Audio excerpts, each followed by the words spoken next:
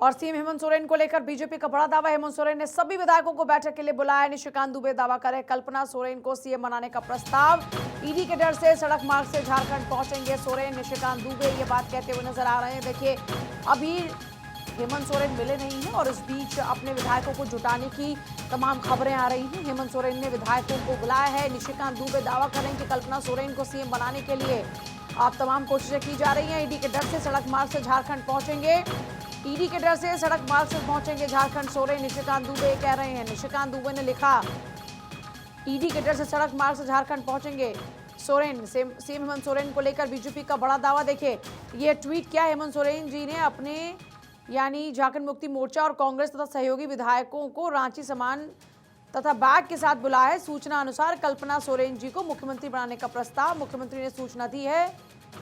पूछताछ के डर से वो सड़क मार्ग से रांची पहुंचकर अपने अवतरित होने की घोषणा करेंगे। सीएम हेमंत सोरेन को लेकर ये बड़ी जानकारी, बीजेपी का ये बड़ा दावा।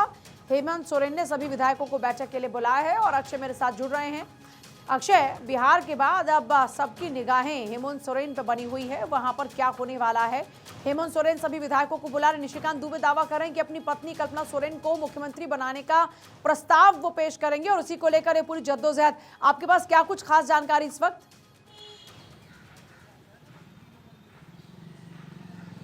देखिए पूजा, जब कुछ देर पहले हमारी बातचीत हो रही थी तो साफ तौर पर हमने बताया था कि कल्पना सोरेन को मुख्यमंत्री बनाने की लगभग तैयारी पूर्ण कर ली गई है, क्योंकि ये माना जा रहा है कि ईडी कभी भी हेमंत सोरेन को गिरफ्तार कर सकती है और उनको ये आशंका जताई जा रही है कि ईडी उनसे पूछताछ करेगी और पूछताछ में अगर माकूल जवाब उनको नहीं मिला तो उसके बाद ईडी गिरफ्तार कर सकती है। और इसीलिए हेमंत सोरेन कल से ही गायब बताए जा रहे हैं।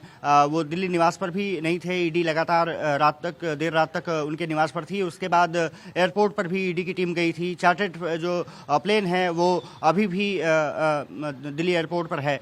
और साफ तौर पे कह सकते हैं कि हेमंत सोरेन की मुश्किलें लगातार बढ़ती जा रही हैं। मनी लॉन्ड्रिंग केस में जिस तरह से मामला सामने आया है, ये कहा जा रहा है कि लगभग 82 बीघे की ज़मीन का ये पूरा मामला है। और जिस तरह से हेमंत सोरेन लगातार ईडी की जांच से स्किप करते रहे, हालांकि 20 जनवरी को माफ़ कीजिएगा, जरूर पूछताछ में शामिल हुए थे। 7-8 घंटे तक ईडी ने लगातार उनसे पूछताछ की थी और ये कहा था कि हम 29 तारीख को पहुँच सकते हैं। लेकिन अब ये कहा जा रहा है कि 31 जनवरी को ईडी की पूछताछ में हेमंत सोरेन शामिल होंगे।